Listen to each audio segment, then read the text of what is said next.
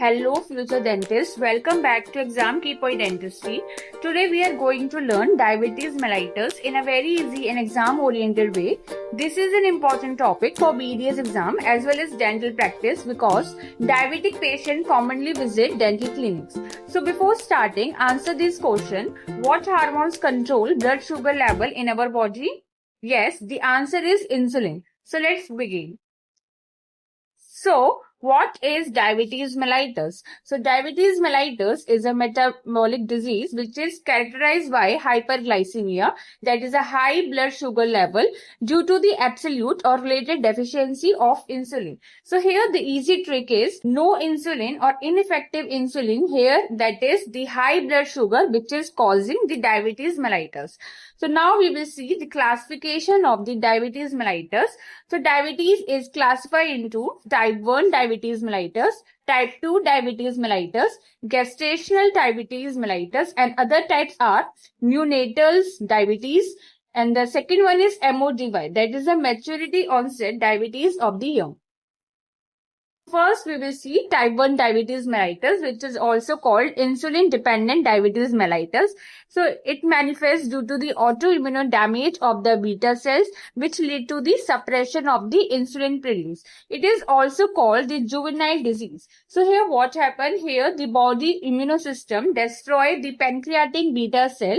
Beta cell here produce insulin. So, destruction of beta cell causing the severe insulin deficiency, resulting in the type 1 diabetes mellitus. Okay. Now here, why is type 1 diabetes called the insulin dependent diabetes? Because the patients required insulin therapy for the survival. Okay. Now let's see the type 2 diabetes mellitus. So here it is called the non-insulin dependent diabetes mellitus. Here it is due to the overweight. So, it is usually associated with obesity, overweight and unhealthy eating food. Okay. So, here what happens? So, type 1 appear later as compared to the type 1. In the case of insulin resistance, the body is producing the insulin, but the insulin sensitivity is reduced. So, here the body produces the insulin, but the tissue do not respond properly, resulting in the type 2 diabetes mellitus. So, here now let's see the diagram of the type 1 diabetes mellitus. So, this is a pancreas which is producing the beta cell. These beta cells produce insulin. Okay. Now, in type 1 diabetes, what happened? The autoimmune cell, they are attacking the beta cell. So, this is a beta cell which is attacked by the immune cells. Now, which is causing the less insulin. So, less beta cell resulting in less insulin production, causing this resulting in high blood sugar level. Okay. So, this is a type 1 diabetes mellitus. Now, type 2 diabetes mellitus. So, here, so this is a pancreas which is having the beta cell and they will producing the insulin. So, normally what happened? This cell having the receptor of the insulin. So, when the insulin is attached, to the insulin receptor, the glucose will enter into the cell. Okay, so normally insulin open the door and glucose enter. Now in insulin resistance, what happens? These cells do not respond to insulin properly. Okay, so here the insulin does not bind to the insulin receptor. Therefore, the glucose does not enter in this cell. Okay, so less insulin resistance and less glucose entry. So, there is more glucose remain in blood resulting in hyperglycemia. So, this is a type 2 diabetes mellitus. Okay. We see the gestational diabetes mellitus. So, it only begins during the pregnancy. Okay, so it means you have a high blood sugar level, but those levels were normal before you were pregnant. So, after the baby born, the gestational diabetes go away. Okay, so here, before the pregnancy, there was a normal blood sugar, but during the pregnancy, it was high blood sugar developed. So, after delivery, it is usually appears. Okay, so this is a gestational diabetes mellitus. Now, the next one is maturity onset diabetes of the young. So, it is rare form of diabetes. It is caused by the mutation or change in the single gene. So, it is rare, which is inherited form of diabetes caused by the mutation in the single gene. So, if the parent has these gene mutations, so any child they have.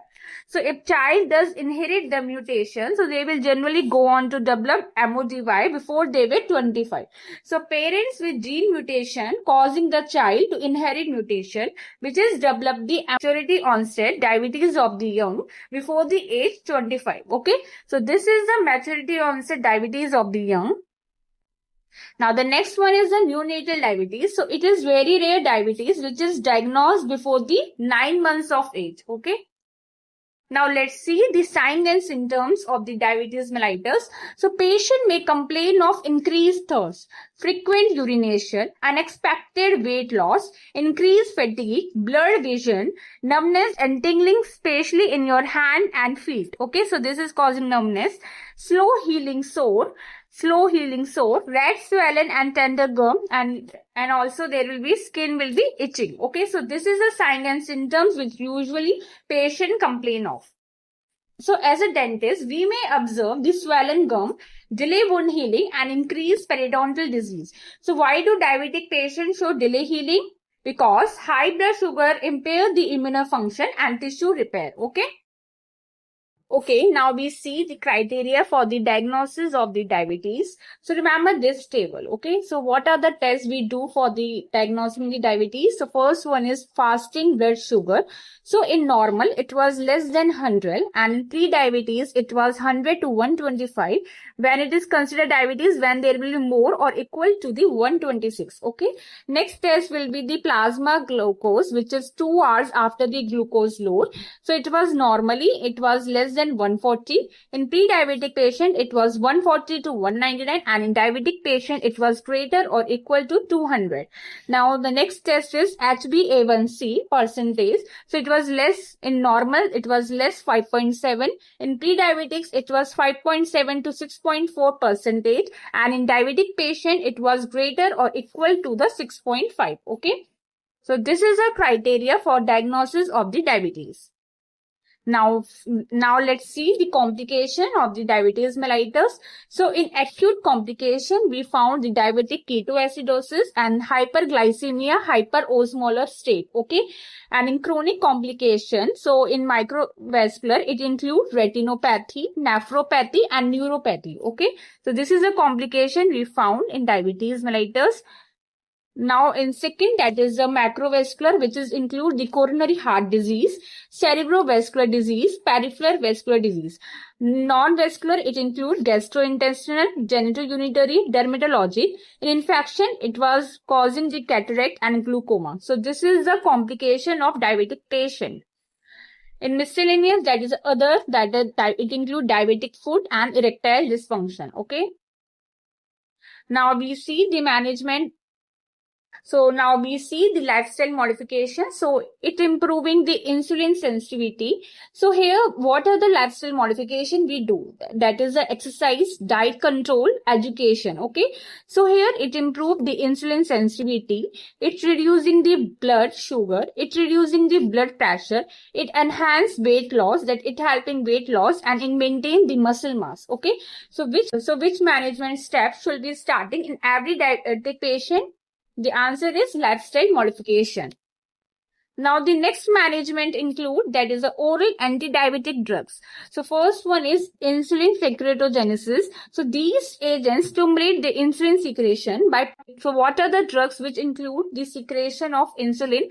So these are the sulfonylurea and non-sulfonylurea. Sulfonylurea are the glipizide, glyclazide and non-sulfonylurea natriglindin and rapiglindin.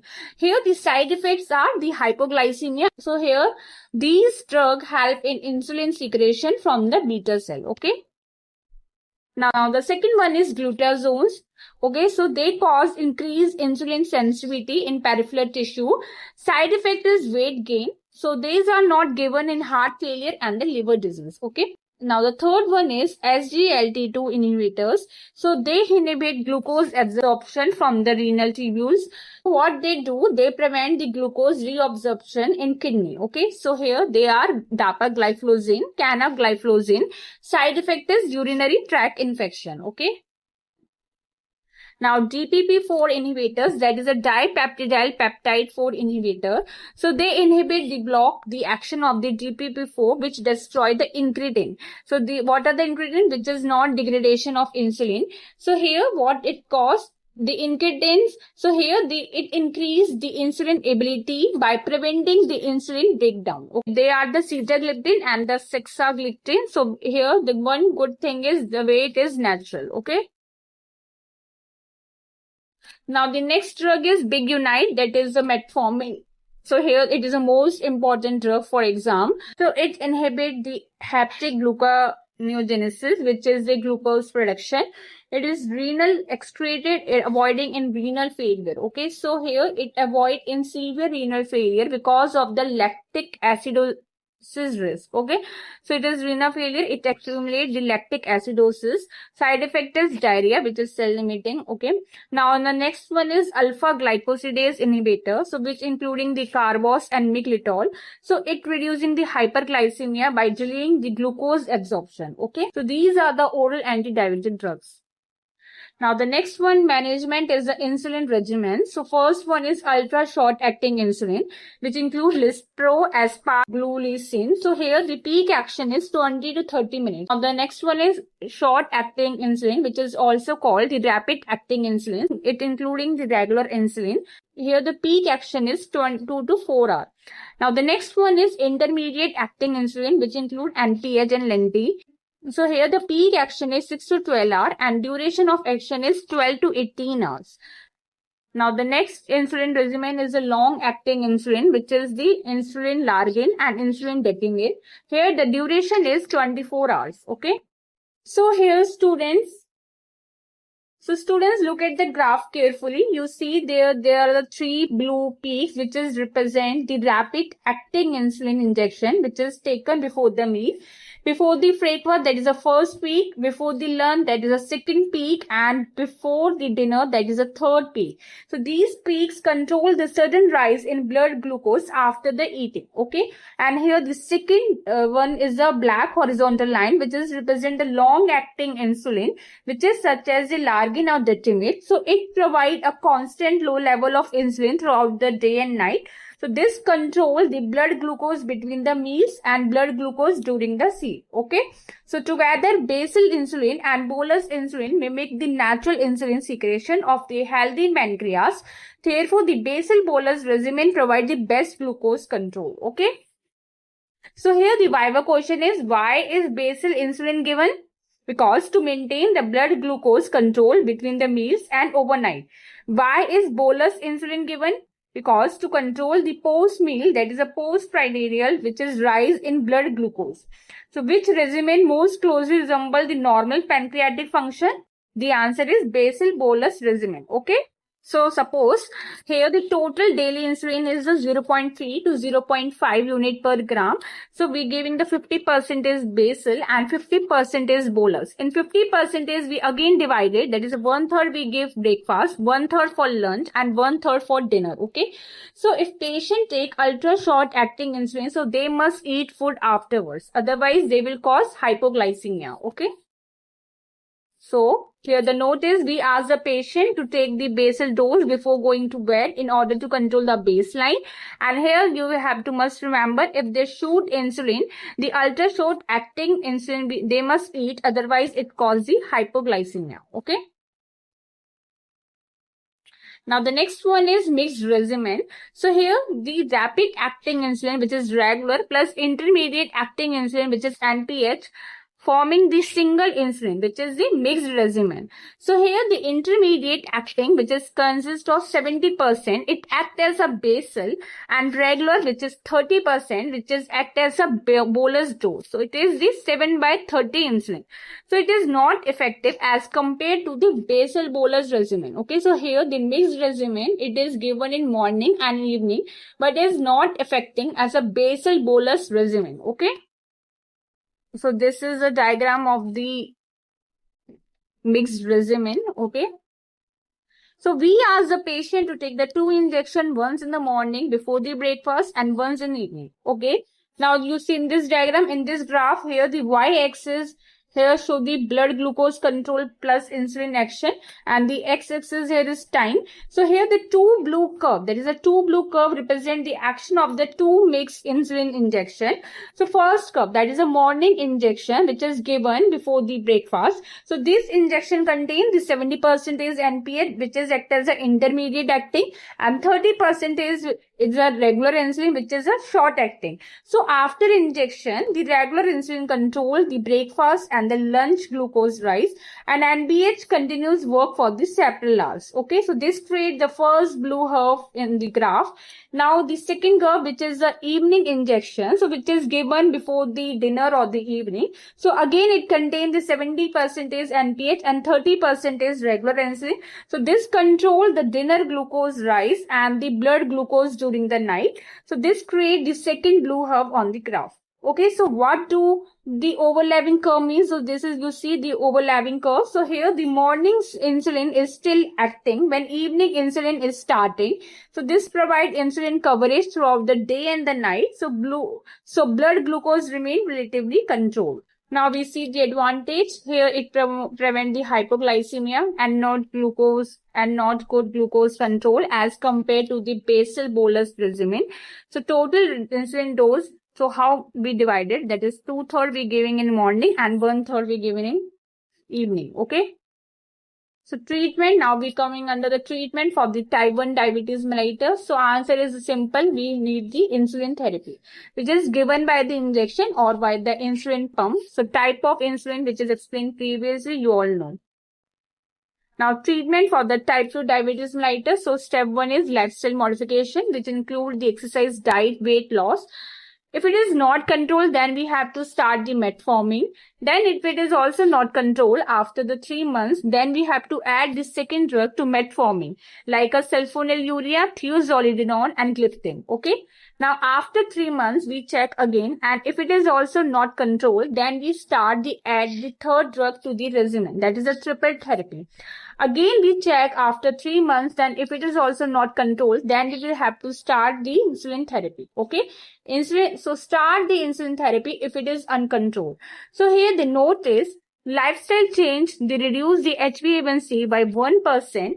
Metformin reduce the HbA1c by 3%. Okay. And insulin reduce the HbA1c by the 7%. So if HbA1c is greater than 9%, then we have to start the insulin. Okay. So student, can you answer this final question, which is a first line drug for type 2 diabetes mellitus? Comment your answer below, and if this lecture helped you, then don't forget to like, share with your BDS friend and subscribe to Exam Tea for Dentistry. See you in the next lecture. Happy learning.